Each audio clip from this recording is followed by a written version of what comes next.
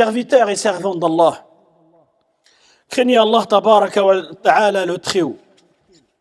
Rappelez-vous la parole d'Allah subhanahu wa ta'ala dans le sens: croyez en Allah et à son messager, Muhammad, et dépensez de ce qu'il nous a, et dépensez de ce dont il nous a donné la lieutenance. Allah subhanahu wa ta'ala a vanté ses serviteurs croyants en disant dans le sens du verset: et sur leurs biens, desquels il y a un droit bien déterminé pour le mendiant et le déshérité. As-sa'il wal mahroum. Qui est as-sa'il et qui est al-mahroum? Traduit par le mendiant et le déshérité. C'est-à-dire qu'il y a une partie de leurs biens, des croyants, qui revient de droit aux gens qui sont dans le besoin. Que ce droit soit obligatoire ou recommandé. Car il y a deux types de sadaqa, d'aumône. Celle qui est obligatoire et celle qui est recommandée, surérogatoire. Le mendiant, qui est-il? C'est celui qui demande lui-même aux gens de quoi subvenir à ses besoins. Il demande d'une manière apparente, il demande. Al-mahroum, qui est-ce? Al-mahroum, traduit par le déshérité. C'est la personne pudique qui a honte de demander aux gens et qui ne montre pas aux gens qu'il est dans le besoin en plus.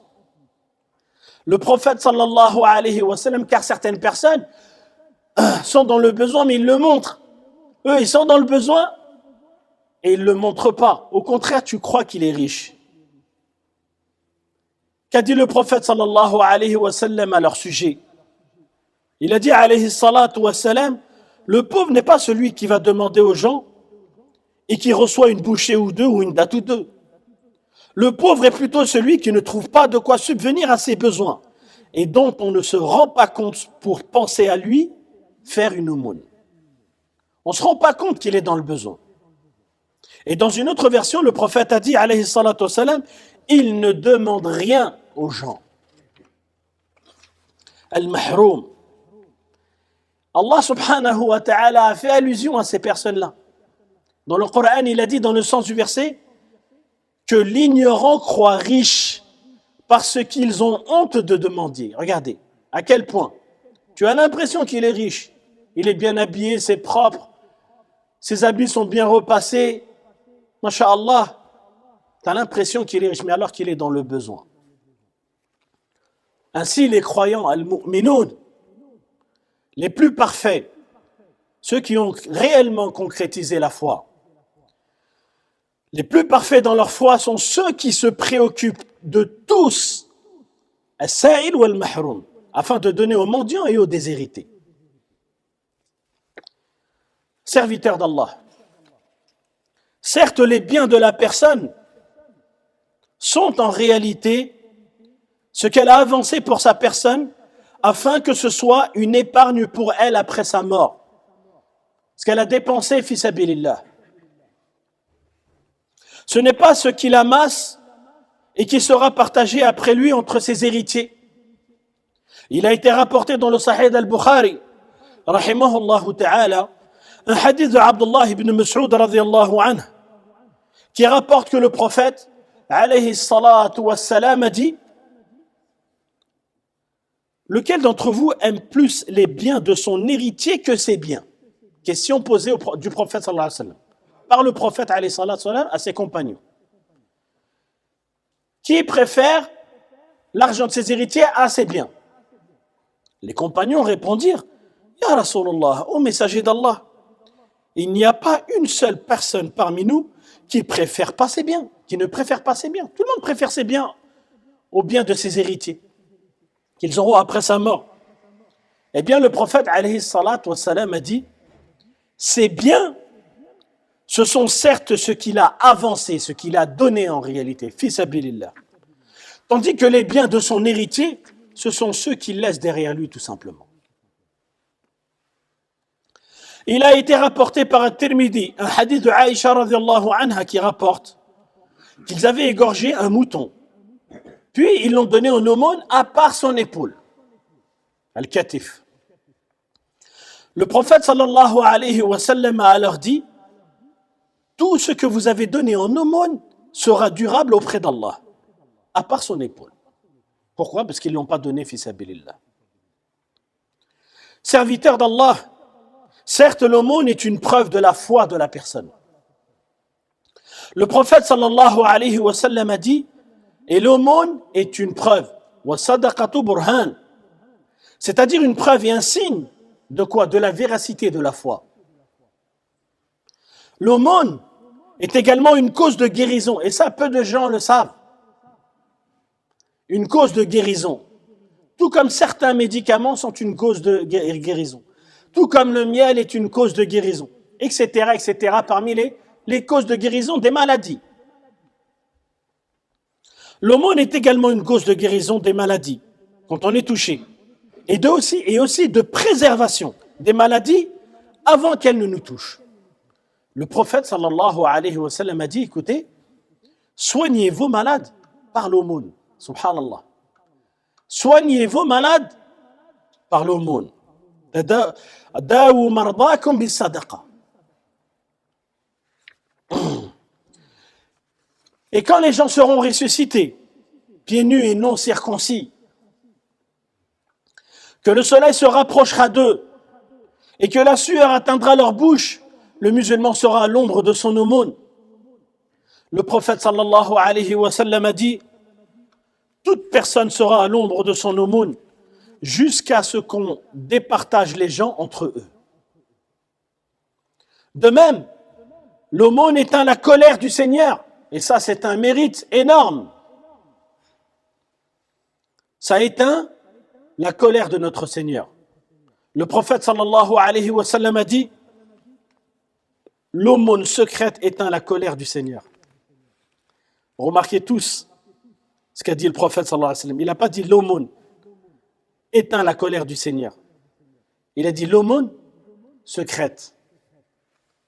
Celle que l'on fait sincèrement pour Allah tabaraka wa ta'ala. Le prophète alayhi salatu wa sallam, qu'a-t-il dit au sujet des catégories des personnes qui seront sous l'ombre d'Allah tabaraka wa ta'ala le jour du jugement? Parmi ces catégories, une personne qui fait une sadaqa avec sa main droite de sorte que sa main gauche ne le voit pas. Subhanallah. Certaines personnes, dans le passé, lorsqu'elles faisaient une sadaqa, écoutez bien, elles se cachaient, elles se voilaient même le visage. La personne se voilait le visage, on ne voyait que ses yeux, comme les bédouins, dans le désert, pour que même le pauvre ne sache pas qui est en train de lui donner de sa sadaqa. Une sadaqa en secret. Tu peux la donner d'une manière apparente, tu peux la donner d'une manière secrète. Mais la manière qui va t'aider à être sincère, c'est la secrète. Celle qui va être vraiment une plus grosse preuve de la véracité de ta foi, c'est celle que tu vas donner en secret. Seul Allah tabaraka wa ta'ala sera au courant. La sadaqa, mes chers frères, c'est aussi une cause permettant d'obtenir l'amour d'Allah tabaraka wa ta'ala. Le prophète sallallahu alayhi wa sallam a dit, les œuvres les plus aimées d'Allah subhanahu wa ta'ala sont celles qui participent à donner la joie à un musulman. Qu'Allah vous fasse miséricorde, les frères. Écoutez bien ce hadith. Wallah, il est ajib ce hadith. S'il ne faut retenir de cette khutbah que ce hadith, qu'une partie de ce hadith, wallah, c'est une ni'ma. Vous allez vous rendre compte à quel point il est important de s'aider entre nous. Le prophète sallallahu alayhi wa sallam a dit, les œuvres les plus aimées d'Allah sont celles qui participent à donner de la joie à un musulman, ou à le soulager d'une détresse, ou à en rembourser une dette à sa place, ou à soulager sa faim. Écoutez. Et certes, marcher avec un de mes frères pour l'aider. Marcher avec un de mes frères pour l'aider. Quelle que soit cette aide. Pour les courses, pour rembourser une dette, etc., etc. Un problème qu'il a. Le prophète sallallahu alayhi wa sallam a dit, Marcher avec un de mes frères pour l'aider m'est préférable au fait d'effectuer une requête pieuse à l'i'tikaf d'un mois dans cette mosquée, en parlant de la mosquée du prophète sallallahu alayhi wa sallam. Allahu Akbar, les frères. Quelle distance incroyable qu'il y a entre nous et ça. Nous tous, on est tous dans le même sac. Moi en premier. Je répète car wallahi, cette parole est magnifique. Marcher avec un de mes frères pour l'aider m'est préférable au fait d'effectuer une retraite pieuse d'un mois dans cette mosquée, en parlant de la mosquée du prophète sallallahu alayhi wa sallam, où les prières sont multipliées par 1000. La sadaqa, c'est aussi une cause d'augmentation de la subsistance. Contrairement à ce que pourrait penser un esprit matérialiste qui pense qu'en donnant, il a moins. Non, c'est le contraire. Allah subhanahu wa ta'ala dit dans le sens du verset, Allah anéantit le riba, les intérêts usuraires, et fait fructifier les aumônes. Et le prophète sallallahu alayhi wa sallam a dit, aucun bien n'est diminué par une aumône. Aucun bien n'est diminué par une aumône. Et l'aumône fait partie des plus grandes portes de piété et de foi, permettant de goûter à la douceur de la foi. Halawatul iman. Le Très-Haut a dit dans le sens du verset, vous n'atteindrez la piété que si vous faites largesse pour la cause d'Allah de ce que vous chérissez. Tu ne vas pas donner en sadaqa les choses que tu n'as plus envie d'avoir. Tiens, cette chaise-là, je ne l'en veux plus, donne-la. Non, tu aimes cette chaise, tu aimes bien t'asseoir dessus. Eh bien, le jour où tu fais une sadaqa, donne cette chaise. Le prophète sallallahu alayhi wa sallam a dit aucun bien n'est diminué par une aumône. Et Allah tabaraka wa ta'ala a dit vous n'atteindrez la piété que si vous faites largesse pour la cause d'Allah, de ce que vous chérissez, de ce que vous aimez. Et tout ce dont vous faites largesse, Allah le sait certainement bien. Tout ce que vous donnez, Allah tabaraka wa ta'ala est parfaitement connaisseur. Même si vous faites cette sadaqa dans un sous-sol, au moins 20, dans la nuit, aucun éclairage, personne ne vous voit. De même, la personne continuera à être récompensée pour l'aumône continue, même après sa mort. Le prophète sallallahu alayhi wa sallam a dit, quand la personne meurt, ses œuvres sont interrompues sauf dans 3 choses. Et il a cité ce qu'on appelle sadaqa al-jariya. Mes chers frères, il faut que chacun d'entre nous ait essaie de participer à une sadaqa al-jariya avant de mourir. Car le mérite, il est énorme.